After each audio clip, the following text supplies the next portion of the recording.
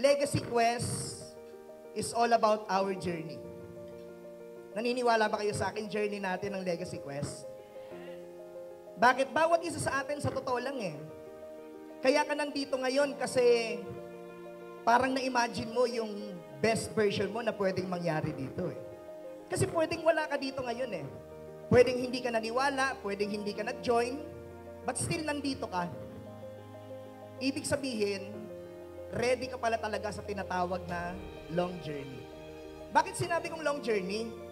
Para at least, huwag kang mag-expect na sa 1 year pa lang may time in financial freedom ka na.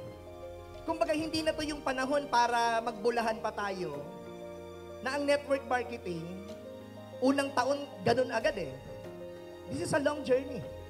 And umabot na ako sa point na sa sobrang na-inlove na ako sa industry na to, sabi ko, hindi pwede na hanggang sa panahon na to, ang pinakaalam pa lang natin gawin, mag-recruit. Dapat tuloy-tuloy ang pag-level up natin.